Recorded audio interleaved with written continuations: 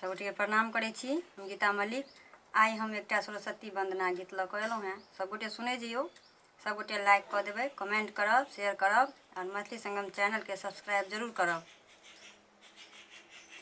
जयति जय जय माँ सरस्वती, जयति बीना धारिणी माँ, जयति जय जय माँ सरस्वती, जयति बीना धारिणी माँ, जयति पद्मा स्नेहल माता, जयति शुभ वरदायिनी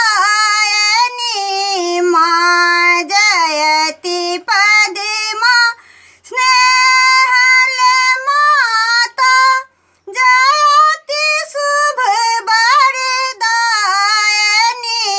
माँ, शांति की सरिता बहा दे, शांति की सरिता बहा दे, फिर से जग में माननी माँ, जयति जय जय माँ सरस्वती, जयति बीना धारिणी माँ, जयति जय जय माँ सरस्वती, जयति बीना धारिणी माँ, कमल आसन छोड़ दे माँ, देख मेरी दुर्दशा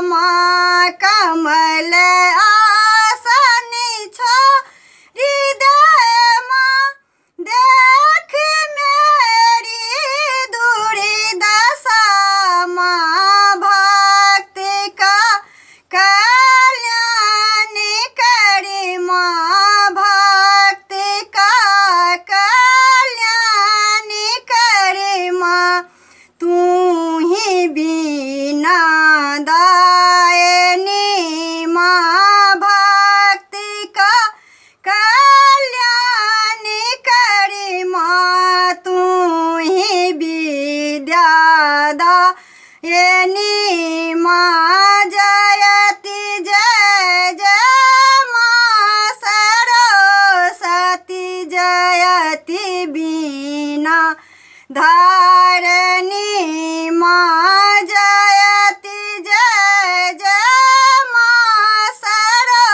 सरस्वती, जयति बीना धारिणी माँ।